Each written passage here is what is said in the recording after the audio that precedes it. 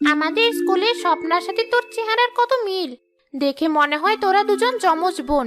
আসলেই তোরা বোন নয় তো? হ্যাঁ, আমারও তাই মনে হয়। ধর, কি যে বলিস! অমন গরিব একটা মেয়ে যে আমার বোন হতে পারে, এটা তোদের মাথায় কিভাবে আসলো? আর আমি দেখতে ওর চেয়ে অনেক সুন্দর।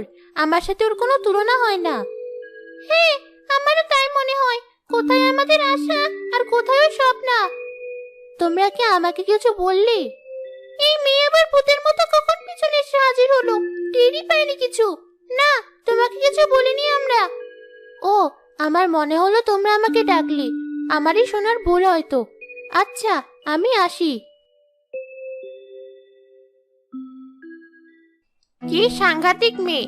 নাম বলতে না বলতেই সামনে এসে হাজির। চল আমরা বাজারে যাই। আশা আমাদেরকে আজ কিছু খাওয়াতে চেয়েছিল। আরে, আমি তো ভুলেই গিয়েছিলাম। চল চল। আজ না, অন্য দিন। টাকা শেষ হওয়ার পর বাবার কাছে টাকা চাইতে গিয়েছিলাম সকালে, কিন্তু বাবা টাকা দিতে দেরি করছিল বলে চিৎকার চেঁচামেচি শুরু করে দেই। বাবা পরে রাগ করে আমাকে আর কোনো টাকাই দেয়নি। ও, তো আগে বলবি না এই কথা?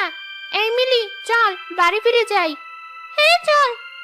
দাঁড়া, আমাদের না একসাথে ঘুরতে যাওয়ার কথা ছিল আজ। যাবি না? না, অন্য আরেকদিন। তুই আমাদেরকে যেদিন খাওয়াবি সেদিন যাব, আজ আর না। আচ্ছা, প্রতিদিন তো তোরা আমার সাথে বাড়ি পর্যন্ত যাস। আজ না হয় আমি একাই যাই।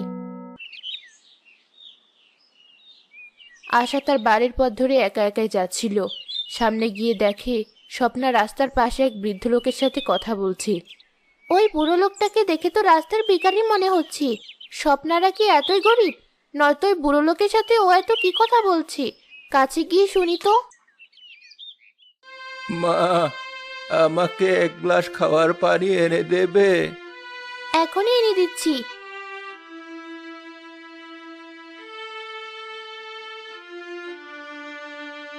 এই নিন।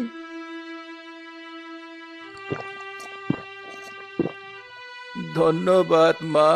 আমি বুড়ো মানুষ, চোখে কম দেখি।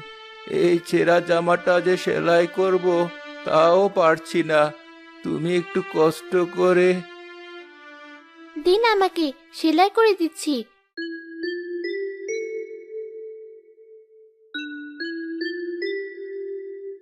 শেষ আমার সেলাই করা। আপনার আরো কিছু লাগবে?